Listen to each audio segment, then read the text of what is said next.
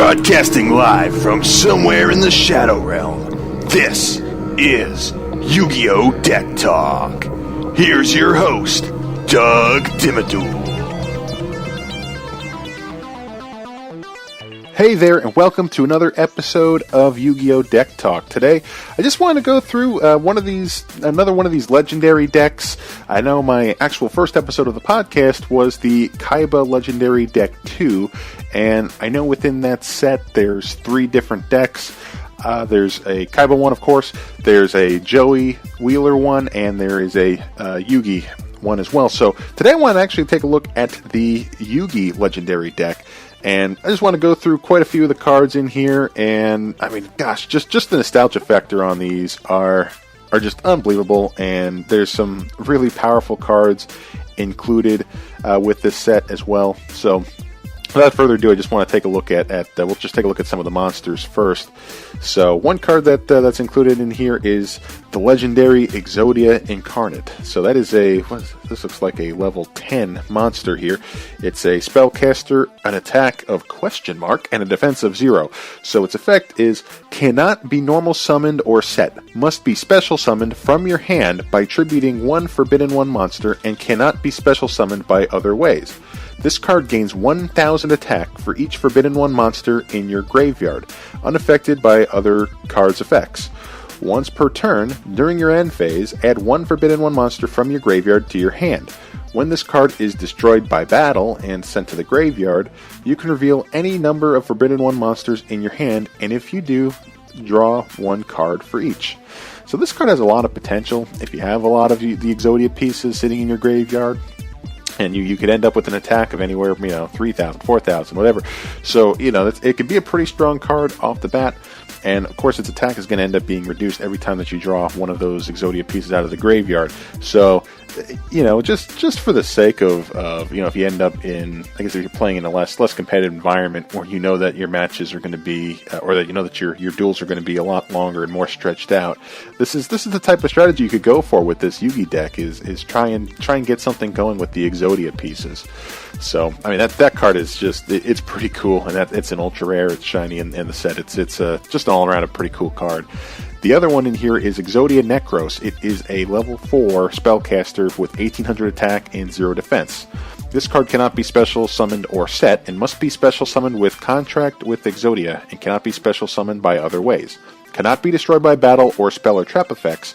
Once per turn during your standby phase, this card gains 500 attack. Destroy this card unless all 5 of these cards are in your graveyard, and it lists all of the Exodia pieces.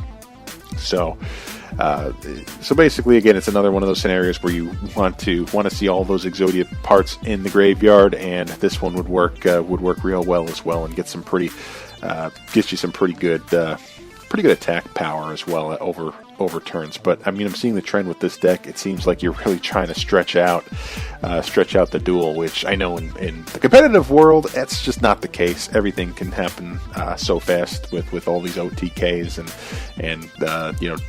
one turn just absolute destruction. So, but if you're in a more casual environment, these are some pretty good cards if you're going for a longer term duel. So.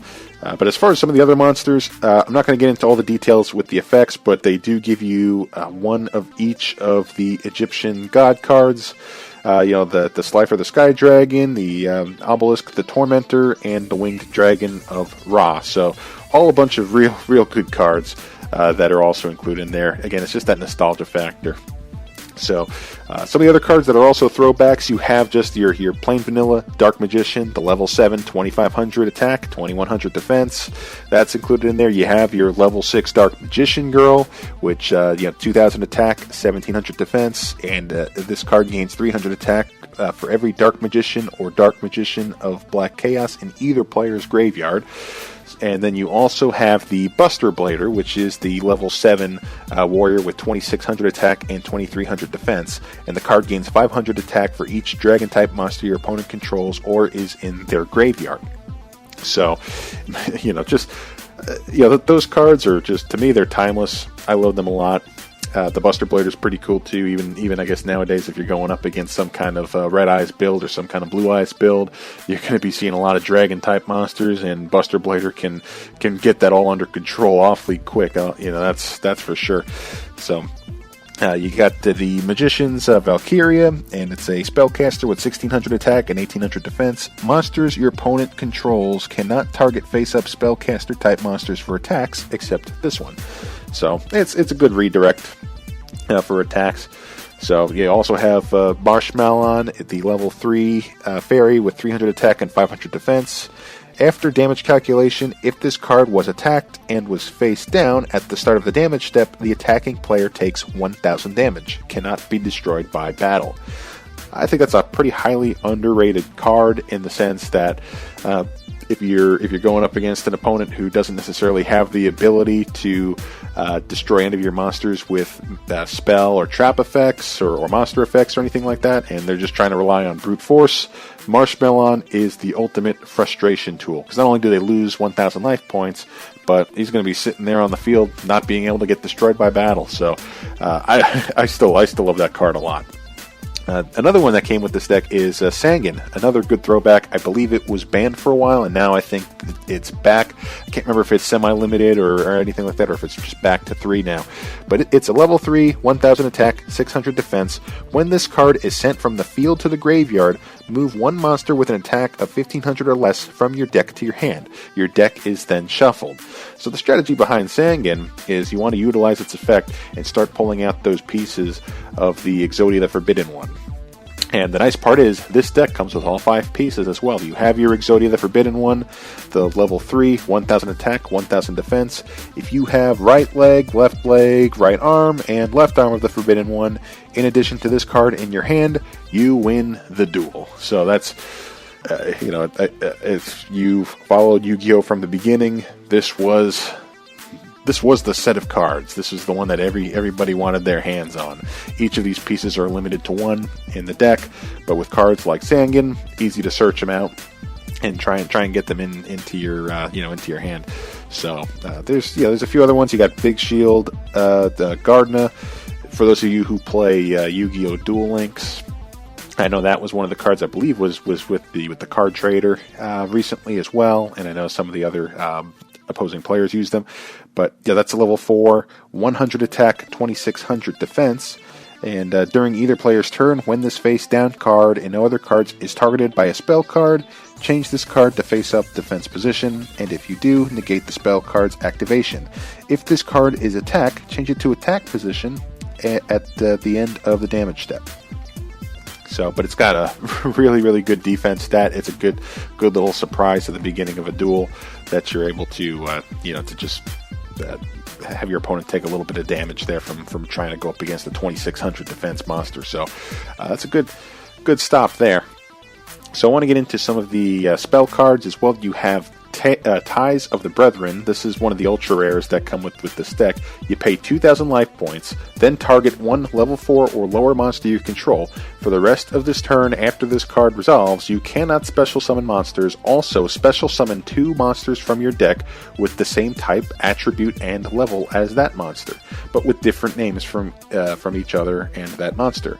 You cannot conduct your battle phase the turn you activate this card. So what this tells me is that you are actually able to use this card to get out a few pieces of your Exodia set that way, because they all have different names, but they all have the same level, type, and attribute, and all that jazz. So this one is great to get that Exodia combo going. And again, you could either use that to get a lot of these pieces into your graveyard, then through battle or through other card effects or tribute. Or you'd, so doing that, then you'd be able to take advantage of some of those other Exodia cards like Necros and like the legendary Exodia Incarnate. So you're able to do stuff like that. And also with this deck, since you have a lot of those Dark Magician type spellcaster cards, they come with cards like Throwback 2 with Swords of Revealing Light. You have Thousand Knives as well. If you control Dark Magician, target one monster your opponent controls and destroy that target. You have Dark Magic Attack. If you control Dark Magician, destroy all spell and trap cards your opponent controls. So kind of like a Harpy's Feather Duster if you have your Dark Magician on the field. Really good card to have as well. You have Magician's Circle, the trap card, which when a spellcaster-type monster declares an attack, each player special summons one spellcaster-type monster with 2,000 or less attack from their deck in attack position. So Magician's Circle is a great way to get the Dark Magician Girl out onto the field as well. So I don't know, just some all around good cards that are also throwbacks. Unexpected Die is a good card that also comes with this deck, as well as a spell. If you control no monsters, special summon one level 4 or lower normal monster from your deck. So you could even use this for another one of your Exodia pieces as well. For Dark, you also have a copy of Dark Factory of Mass Production.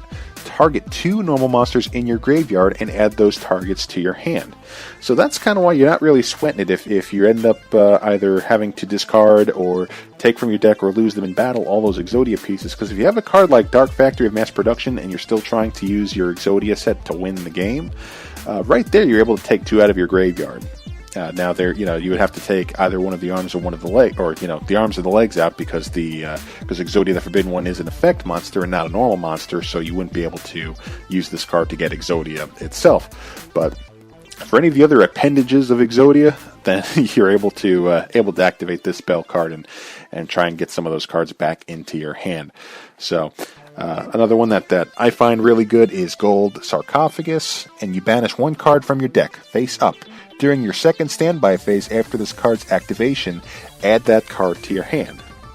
This is just another way to get those Exodia pieces rolling as well. This is an excellent card. I mean, you could use this in a lot of other decks for things. This is just one of those spell cards that all around I find is a very useful one. Contract with Exodia is also included in here. It's the spell card. If you have all 5 of Exodia the Forbidden One, right arm, right leg, and left leg of the Forbidden One in your graveyard, special summon one Exodia Necros from your hand.